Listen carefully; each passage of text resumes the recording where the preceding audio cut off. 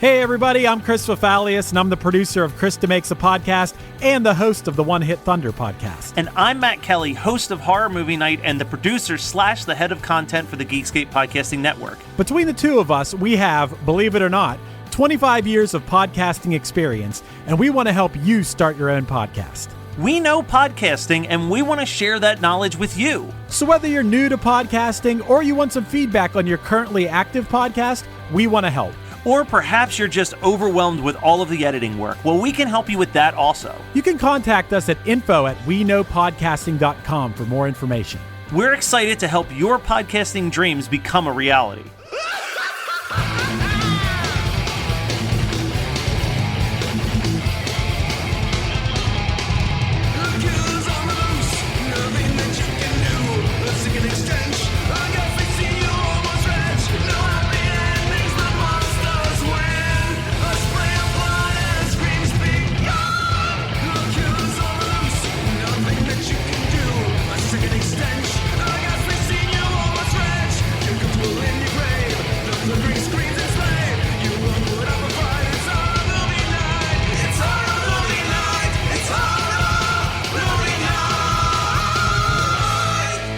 Everybody, and welcome to another episode of Horror Movie Night. We've already done one podcast this year that just barely made it into the unwritten rule of 10 years before we talk about it. But Brian's back with House of the Devil that just turned 10 years old only 2 years ago. House of the Devil, a cult film by Ty West, his first film. Brian, why did you pick House of the Devil? Because it's everything I want. It's Michelle Branch. It's a cult movie, and I know that it takes place in the 80s, but it's got 70s aesthetic 100%.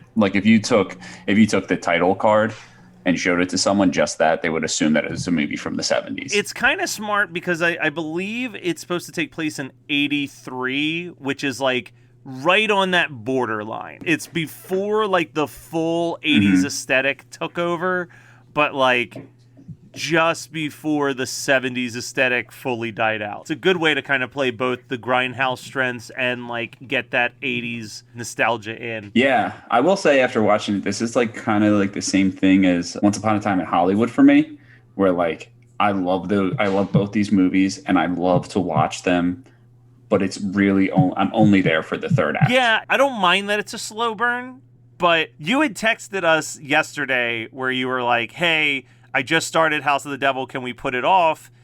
And I was like, well, you got 30 minutes. You only really need the last 20 minutes to talk about, because it is very slow getting where it's trying to get to for most of the movie. But it's fine. It builds good tension during it. It's interesting, but it is a very slow burn to get to that third act. Yeah, but I would have missed. I'm glad that I didn't listen to you, because literally I was maybe I should fast forward, and I didn't. And right when I didn't fast forward, it was right after her friend leaves the house after dropping her off. That scene is great, but that scene is one of those things where you can feel the writer suggestion note of you need something interesting to happen in the first 20 minutes to keep people invested. Because I wonder if that moment didn't happen the first time I watched this movie, would I have made it to the end of the movie? Or would I have eventually gotten bored and turned it off? Good question. Here's the thing, is that, yes, I'm still here. I was pulling a Brian. I like this movie. I let it wash over me, except for literally the 2 kills, if that makes sense. When her blonde friend gets murdered, shot in the fucking head, which the first time I watched it, I was like, holy fuck. Yeah, oh my God. So this is kind of embarrassing because I haven't seen this since it first dropped on Netflix in 2010. So it's been a good 10 years since I watched it. Yeah, it's probably been about 8 since I watched it myself. And I remember that she gets shot. And I remember that it was unexpected. So when she pulled over, I am laying in bed tensing up, all right, Kelly, prepare yourself. You're going to jump because there's going to be a loud noise. Just be ready for it. Oh, God. I completely forgot that a guy came over and talked to her for a little bit. I literally thought it was as simple as she waits for the cigarette thing to pop out and all of a sudden her head explodes. No, man. And that's the thing about this movie is that how long of a conversation can we have, or how long do you want to talk about House of the Devil before I start discussing it in reference to the innkeepers. Well, I like this movie too much, so you can just start now because I don't have much to say. Oh yeah, I forgot that when Brian likes something, he doesn't say anything. That's why Jay's never heard him speak. There's a few things I want to bring up. We already covered 2 of my 3 notes, or 2 of my 5 notes, so 3 remain. Obviously, we mentioned that it's shot to look like an 80s movie shot on 16 millimeter, which is kind of a cool aesthetic. I appreciate that. And the set dressings are so good, dude. Yeah. But my They're notes really good. are both musical in nature.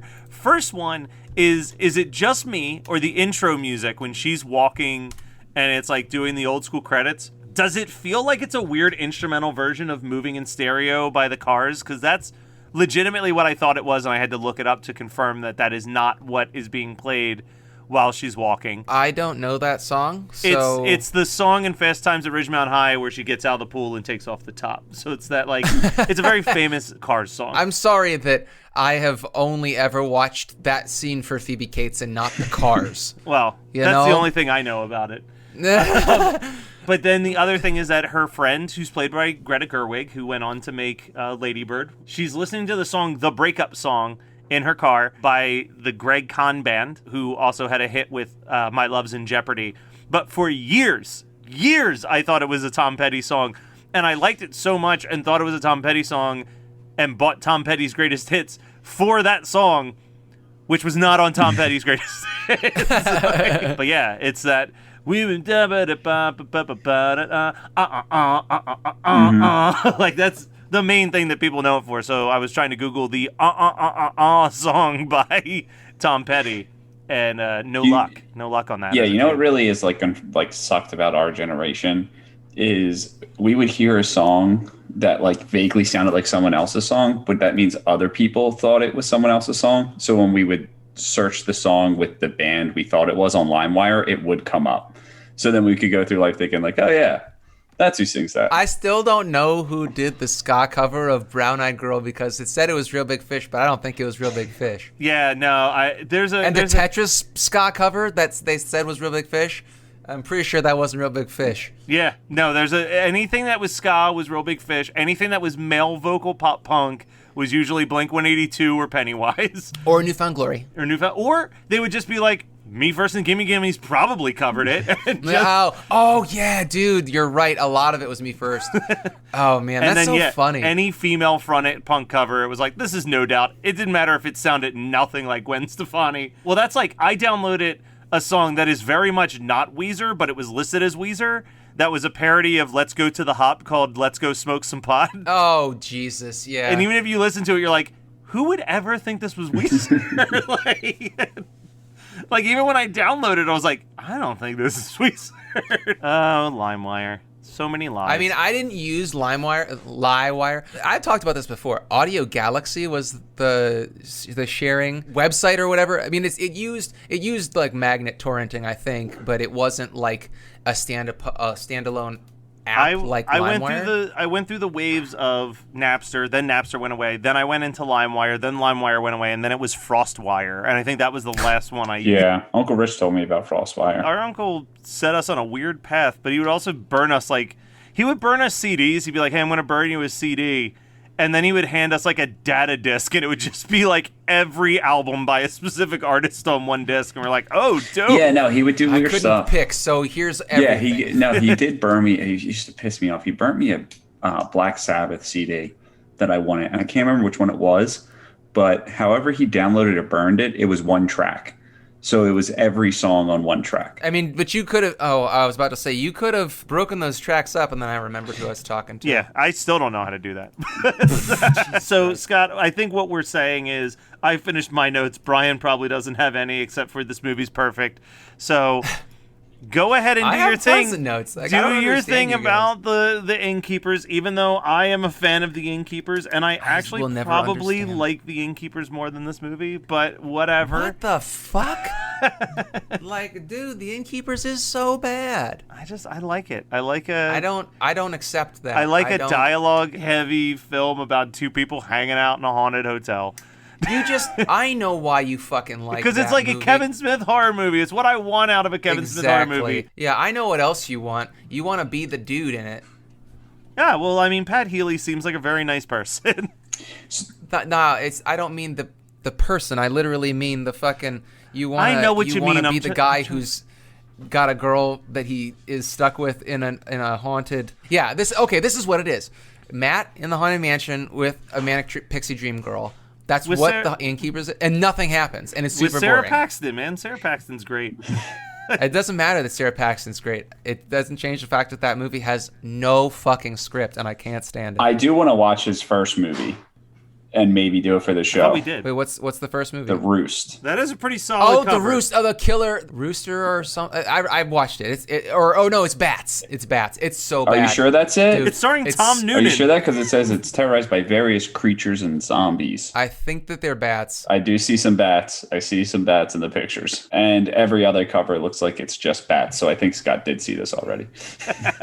I know I saw it. It's just so bad. What's your standings with Ty West? Do you think he's kind of a one and done, or has there been other movies he's done that hooked you, Scott? He's a one and done, my friend. And that's the thing that fucking bothers me so much is that he made such a good movie with House of the Devil and then pissed away all that goodwill immediately. There is a movie, people don't talk about this much, but there is a movie by Ty West that came out after House of the Devil but before The Innkeepers. It's one that he asked his name to be taken off of, but that is Cabin Fever 2 Spring Fever. Oh, yeah, that's not terrible either, dude. That's sarcasm. It was fucking terrible. That movie's really bad. At least that one he was like, ooh, I probably shouldn't have my name on this. Well, he did star in a good movie. If I want to give him another compliment, he was in You're Next. Is the main girl in House of the Devil also in You're Next? I can't remember. She was not in You're Next. But she was in All the Creatures Were Stirring.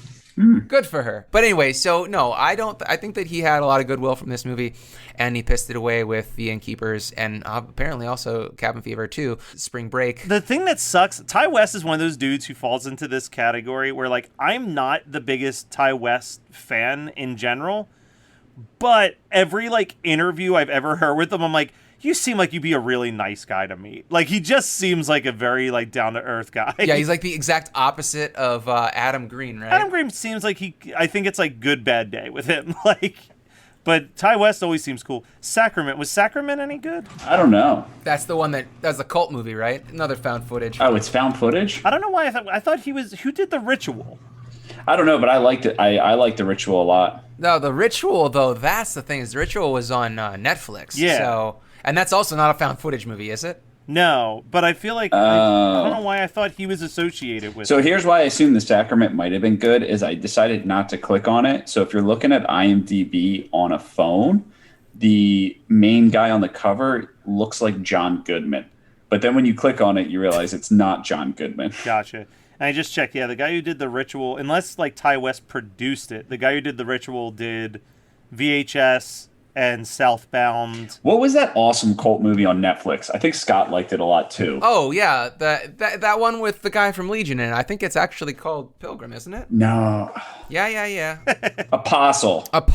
Well, here's the thing about House of the Devil. There's not much to talk about. Like, it's not a movie that you actively watch. It's a movie that you just kind of absorb because it's an hour of her fucking walking around a house, just listening and nothing happening. Listen to the fix on her headphones. Yeah, and that's okay. It's fine. The movie is about ambiance, yeah. And for me, the thing that I like about this is when the actual ritual starts. Yeah, because it's cool, and then she kills everybody, and that's cool as fuck. But the thing is that watching it now, after all this time, I was like, ugh. I don't remember the pacing being this slow when I watched it in the past. It's really slow, but I do. The one thing I will give this, which I won't give The Innkeepers, he does a very good job of, like, as soon as you're starting to kind of feel bored with it, he just reveals just the tiniest little, like, kernel of, like, intrigue. Be it, like, the bodies in the basement or, like, the picture in the vase. Like there's always these little moments where you're like, okay, can we get this thing moving? It's like, ooh, what are those bodies? Like, he does a good job of, like, just drop in those little hints to keep you wanting to know, like, the full story. Because, like, I didn't remember anything about this movie except for the girl getting killed in the car. That was the only piece of this movie that I retained. So I was like, wait, who was that guy? I saw this 3 years ago, like 3 or 4 years ago, for the first time. And I was on a cult kick, wow. So I watched a lot of movies for the first time. And so that they always blend together. Obviously, The Witch, you can tell because of the time period. but some of the things like Yeah.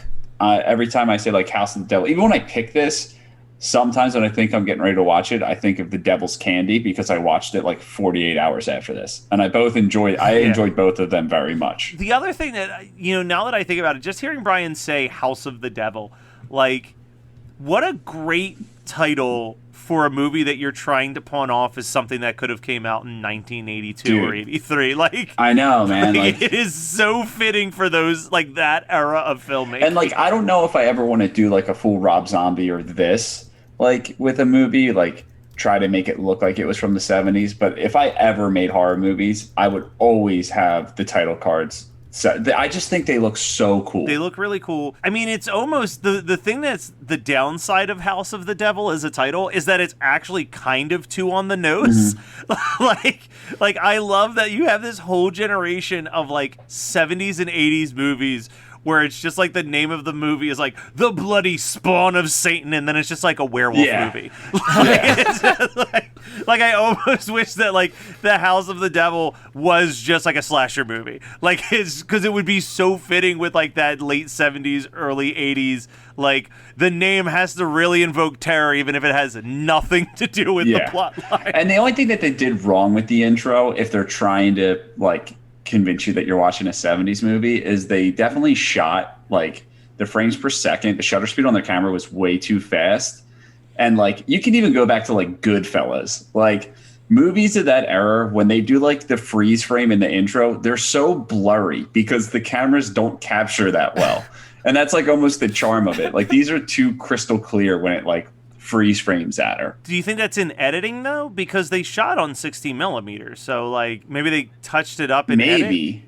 Maybe because it's like very hard. Because like you can tell when someone shoots. Like there's nothing that I hate more than like shooting something on HD and then trying to make it look grainy and old. Like it's fine when you do it, Brian, for like little like 10 30-second clips, but like people who make like full movies like that, it's like, oof, it never looks what good. You could do ideally, it would just be, I don't even know if cameras can go that low anymore because they're obviously trying to get better, but if you could shoot like 18 frames per second and then when you bring it into editing, edit it at 28 frames per second, it'll give you like that like jittery 60 millimeter look because it's trying to go faster than the film actually is. While we're getting real fucking film nerdy on this episode. This is the nerdiest fucking thing. Holy shit. So as you both know, I listen to commentary tracks to fall asleep. And the commentary track that I'm currently falling asleep to, Gus Van Sant Psycho movie. Wait, he did the remake of Psycho? Yeah.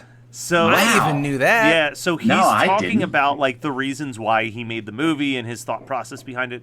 But he dropped this little like film history tidbit that I never actually knew. But like he was talking about silent films. And he's like, the misconception of silent films is that those characters move quickly in those films. And he's like, but that's not the actual case. Yeah, he's like, they were shot at normal speeds, but when it came time to transfer them to television, there was an error that caused the frame rates to move so quickly, but because they were goofy silent films, no one thought anything, like didn't think twice about it, was just like, yeah, transfer it like that, it'll make it funnier.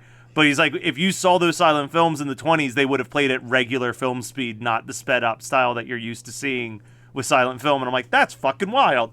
Like, yeah, so I obviously knew that they were sped up, but I didn't know that they weren't originally. So think about that when you're watching those Charlie Chaplin and Buster Keaton movies, that they used to go a lot slower. Don't you mean Buster Poindexter? Yeah, I just can't keep it together. Just can't keep them together.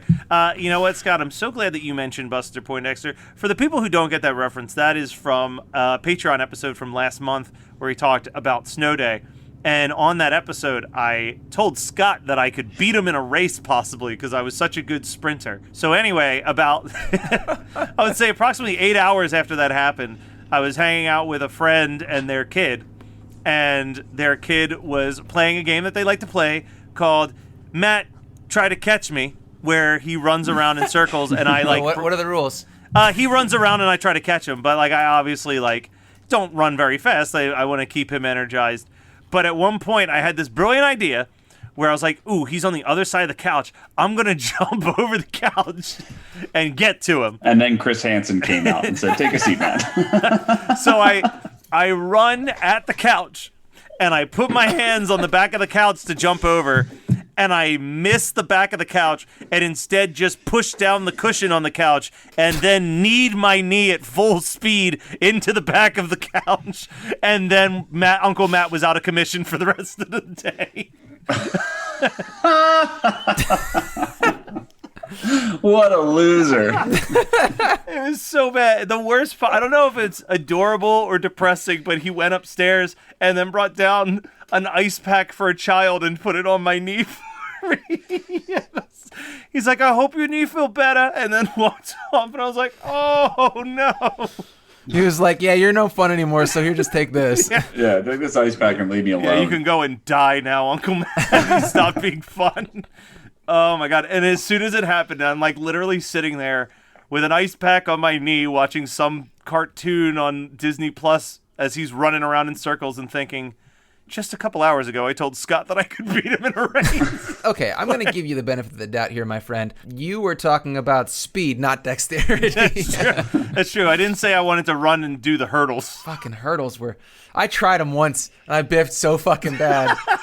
You guys remember that viral video of the lady stomping grapes and then she falls over? Oh my God, goes, do I ever? I feel like that was me doing hurdles. Back into House of the Devil because she's wearing the exact Walkmans that she would have had in 1983 with the the ones you would have bought at Radio Shack with the very thin metal headband, and then there were like that burnt orange foam around the earpieces. You know what I'm talking about? Yeah. Mm-hmm. So that's also what's frustrating about this movie for me is that like the set dressings are so good and like the set dressings are great. Even her like water bottle is era appropriate. And I'm thinking like all that energy was expended on that and not the script. You know? Yeah, I was thinking about this because they had to keep the movie under $1 million. Like that was their budget. And when I was watching the movie, as they started playing like not that I think it's a huge song, but they're playing the breakup song. They're playing One Thing Leads to Another. And I was like, I don't think that, even though these are like minor hits by one-hit wonders, I don't think that they're cheap to get. So like then I'm sitting there thinking the royalties are probably less expensive than we think they are. Probably, but I'm still thinking about like how much of the budget went to like the songs or like you said, the set dressing. Like there was probably a lot of money just spent on like nonsense background stuff. Because I know that the reason she watches Night of the Living Dead is because it was royalty free. It's always Night of the Living Dead. So here was the thing that I saw. I was like, I know I read something. So obviously, again, not that I think that this was a huge chunk of money in the budget, but it said the Coke cups from the pizza place were purchased off of eBay for authenticity. So like even something as small as like we have to make sure that the Coke cups that the pizza place delivers it's are immersive. the right era. Yeah. And they have like the shaky parm and pepper flake shakers that were like that bulbous round glass things that they were at every fucking Pizza Hut when I was a kid.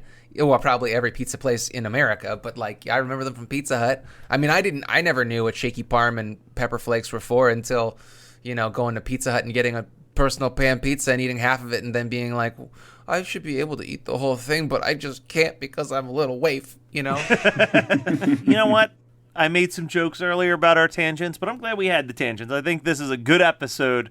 As long as you didn't check it out to listen to us talk about House of the Devil. Here's the thing. People don't care what our opinions are on a big movie like House of the Devil. They probably don't care about our opinions on Suspicion either. Or our Superstition. But Superstition. Matt, let me do that again. They probably don't care. They don't come to listen to us like break down a movie because it's not who we are. And there are also probably 50 fucking podcasts in the last calendar year who have been like, heard der House of the Devil, super great movie. Let's talk about how great the movie is. Yeah, we're not those guys. We definitely learned. There's a good reason. It took us 5 years to figure it out, but go on, Brian. Yeah, I mean, I would refuse to talk about this movie other than saying that I like it because I think it's safe to assume that listeners and interacting on Facebook are one and the same. So if I'm basing it off the people that interact on Facebook, at least 60% do not appreciate a slow burn. So I don't even want to piss them off. I'm just going to be like, yeah, I like the movie. Now leave me alone. I'm sorry. It's so funny that I'm glad that you mentioned the listeners because I just had this moment while we were getting ready to record. I had Facebook open, and I'm friends with a couple of the listeners of the show, and someone was sharing a water painting that someone did of them in their husband's new house, and I was just like, it is insane to me that I would not know this person at all if not for me doing a podcast, but they have invited me into their lives for some reason, and it's just a very surreal thing when you build up relationships with some of the people that only know you because of a thing that you do as a hobby with your brother and friend. Yeah.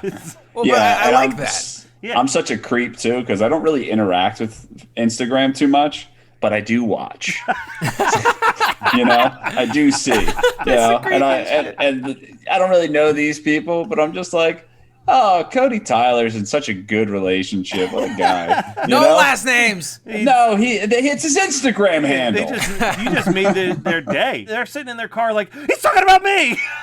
Yeah, unless right before this episode comes out, they break up with their girlfriend and they're just like listening to fucking The Cure. Crying. And yeah, the podcast will cheer me up. Cody Taylor looks so happy in his relationship. All right, so if we have nothing else to say about House of the Devil, how about we talk some double features? I do have one thing. I right. have the alternate movie title. You guys want to hear it? Let's hear it.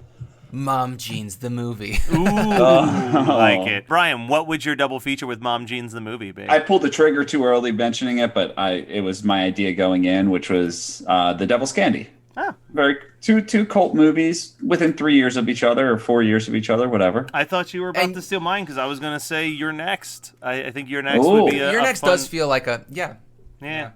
And speaking of The Devil's Candy, those like red strawberry sucky candies that Greta, or I don't know what her real name is or what her name is in Megan. the movie.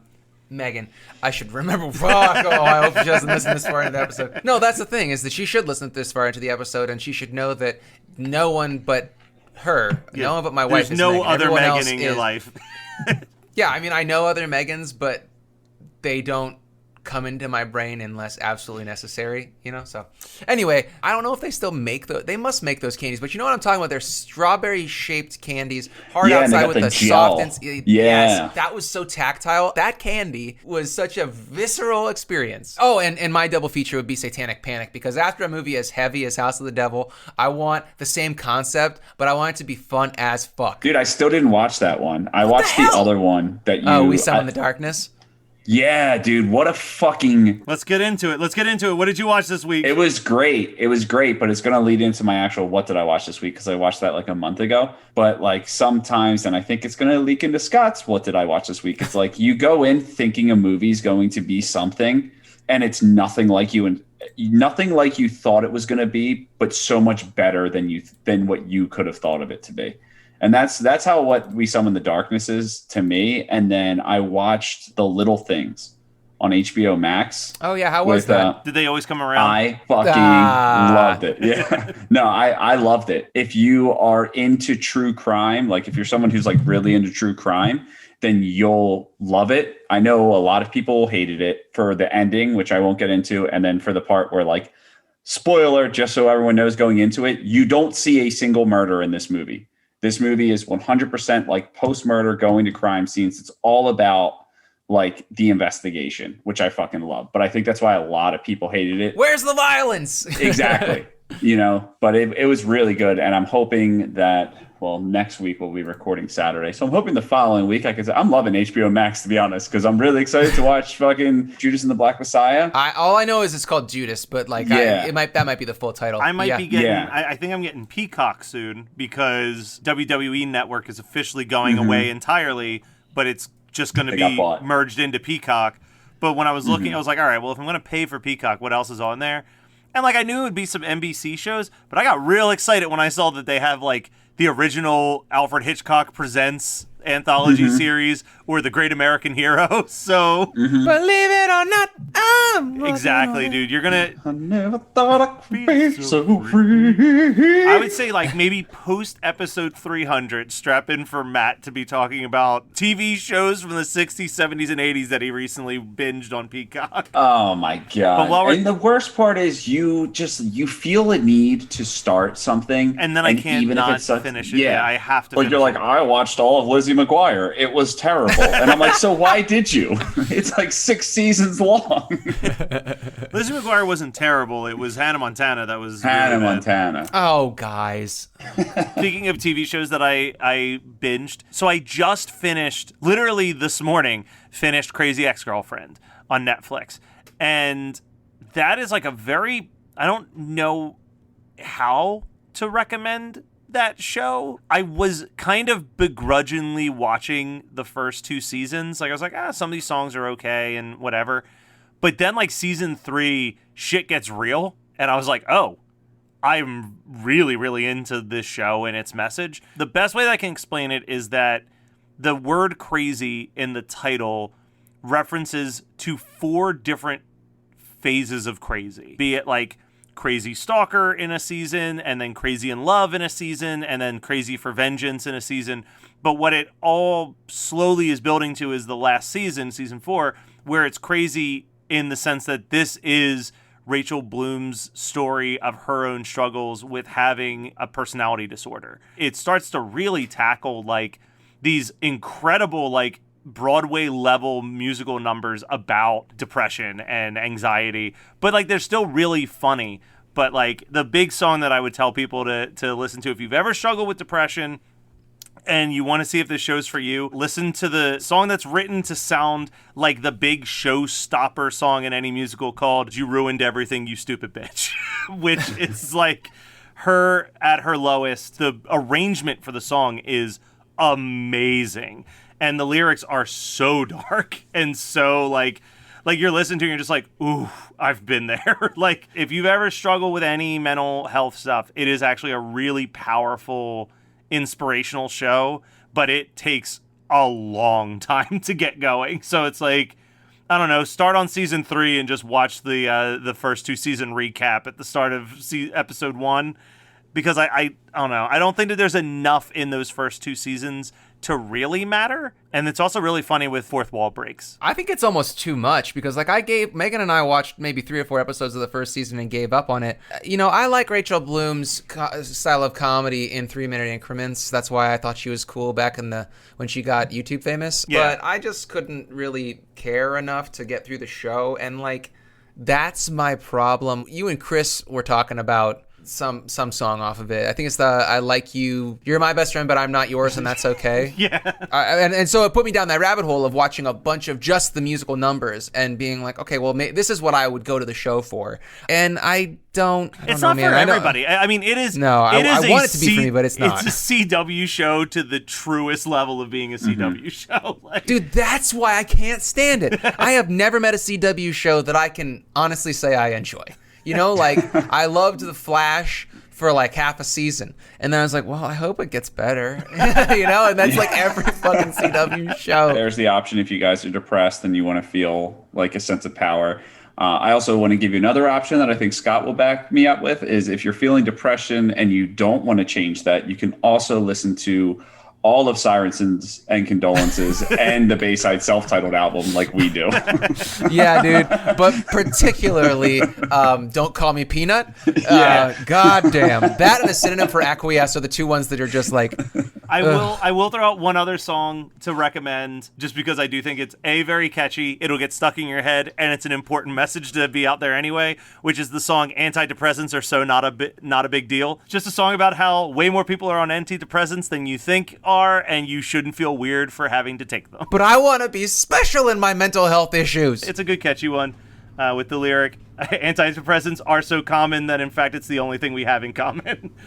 Okay, I like that. And you know, for anybody that might have missed the 12 previous months where I probably shared, I am on an SSRI, so I can make that joke, okay? Yeah. Hey, listen, I think that, my name's Matt. If this is your first time listening to Horror Movie Night, we don't really talk about horror movies that much, but we do get deep into our mental health struggles. So strap in and enjoy the ride.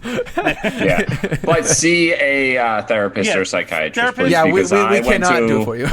I know I went to a PCP and they threw me on Wellbutrin and it ruined my life. Oh, Jesus Christ! Fucking no. Yeah. No, but that is, I mean, if there's only a handful of messages that we truly have over here at Horror Movie Night, but I think they could be broken down to love yourself, love others, and try to take care of yourself, even if that means therapy and pills. It's A-okay. God, what have you watched recently that you want to talk about? So after everybody is jettisoned from this episode, because that was the high point of it, I'm just going to tell you what I assume Brian knows that I want to talk about is that because he was like, oh, you started thinking it's one thing and then find out it's another. You're talking about Psycho Gorman, right? No. Okay, well, I have two that I watched that I had. The one I'm pissed because I think Matt hasn't watched, and I was really excited for us to dive in. Well, but there's two down. What is that? Promising Young Woman. Okay, yeah. Did you watch that?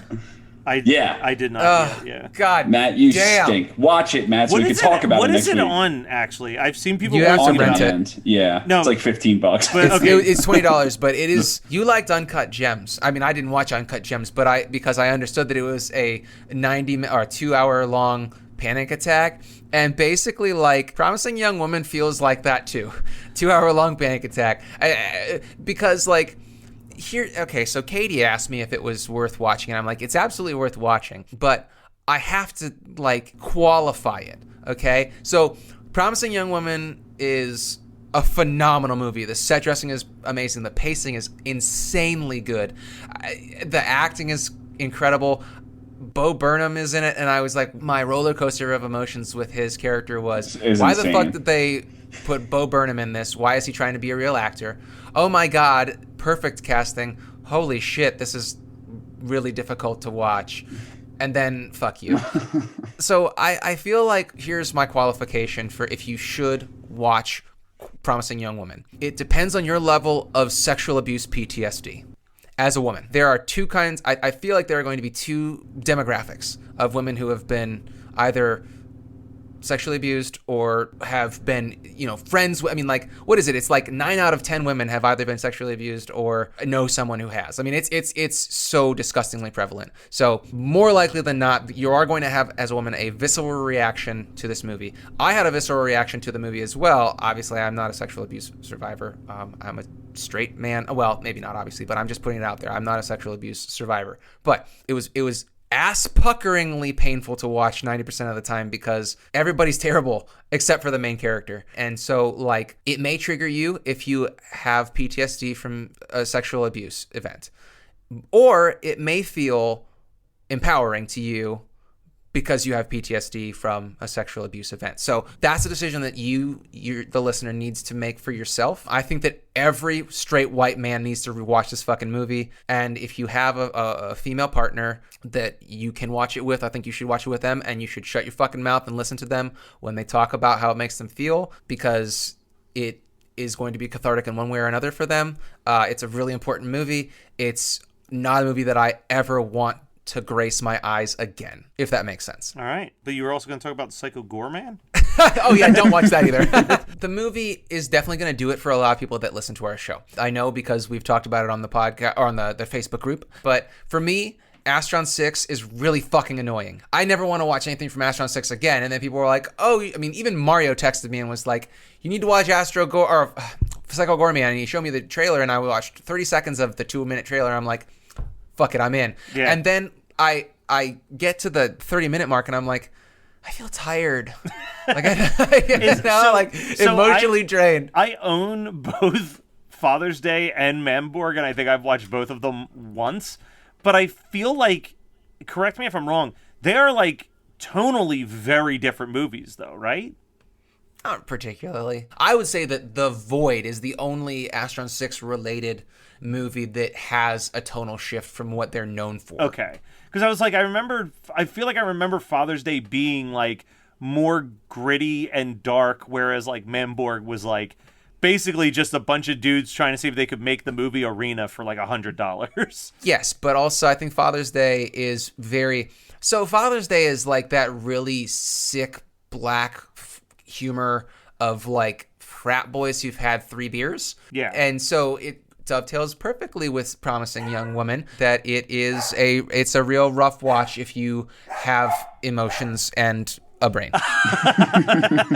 All right, so that was House of the Devil from 2009 as picked by Brian. Next week, we will be talking about a part 4. We don't talk about them too much around these yes. parts. But man, are we ever going to talk about a part 4 next week? So tune in for that.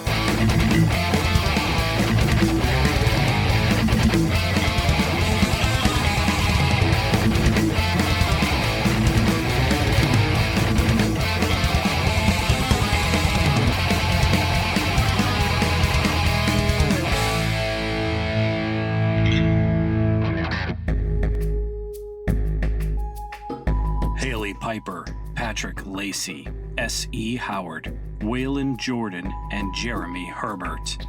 5 acclaimed authors of horror and dark fiction. Their twisted tales appeared in the acclaimed horror anthology Worst Laid Plans from Grindhouse Press. Now, their tales of vacation terror are coming to the big screen in a feature film adaptation from Genre Blast Films. 5 acclaimed genre filmmakers will bring these stories to life. Samantha Koyesnik, John Hale, Vanessa Yonta-Wright, Michael Escobedo, and Jeremy Herbert. Worst Laid Plans. Now crowdfunding on Indiegogo. This is one vacation you'll be dying to take.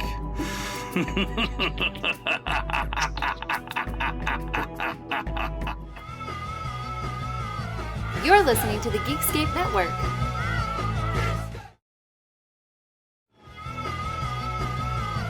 You're listening to the Geekscape Network.